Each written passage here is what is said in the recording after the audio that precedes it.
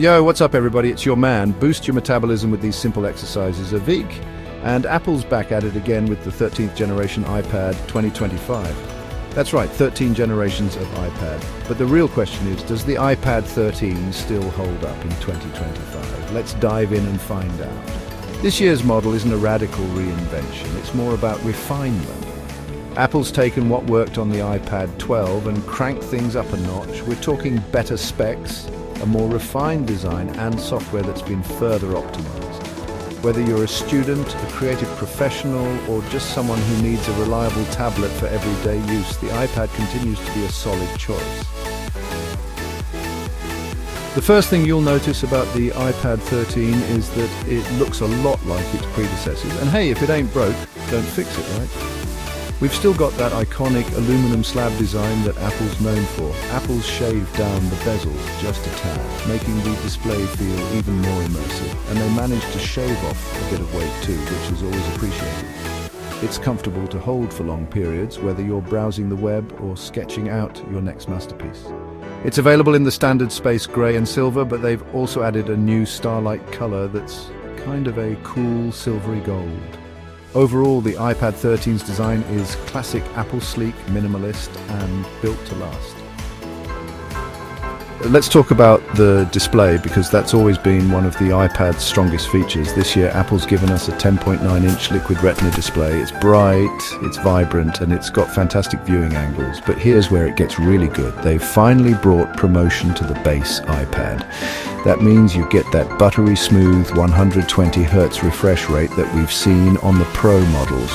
Trust me, once you go 120 Hz, it's hard to go back. And for you HDR fans out there, yes, the iPad 13 supports HDR content. Watching movies and shows on this thing is a real treat. Under the hood, the iPad 13 is packing Apple's M3 chip, and let me tell you, this thing flies. It's crazy how powerful these iPad chips have become. Everyday tasks like browsing the web, checking email, and streaming content are handled with zero lag. But the M3 chip really shines when you start pushing it a bit harder. I've been editing 4K video on this thing and it handles it like a champ. Even with multiple apps open in the background, I haven't experienced any slowdowns or performance hiccups. Section 5. Cameras and Creative Tools. The iPad 13 features a 12-megapixel wide-angle camera on the back. And in a move that makes a lot of sense, Apple has moved the front-facing camera to the landscape edge. This is huge for video calls, as it allows you to look directly at the screen while you're chatting. The picture quality from both cameras is solid, especially in good lighting conditions. It's not going to replace your DSLR or mirrorless camera, but for everyday snapshots and video calls, it gets the job done. The iPad 13 is compatible with the second generation Apple Pencil, which is a fantastic tool for note-taking, drawing, and anything else you can think of. Apple also released a new Magic Keyboard Folio designed specifically for the iPad 13. Section 6, iPadOS 18, Refinement over Revolution. The iPad 13 ships with iPadOS 18, the latest version of Apple's tablet operating system. It's not a huge departure from iPadOS 17, but there are some nice refinements here.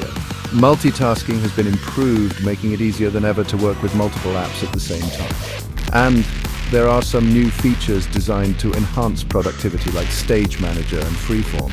Overall, iPadOS 18 is a solid update that brings some welcome improvements. It's not perfect, but it continues to close the gap between the iPad and a traditional laptop.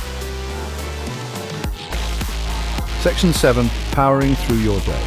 Apple claims that the iPad 13 gets up to 10 hours of battery life on a single charge. I was able to get through a full day of work and play without having to reach for the charger.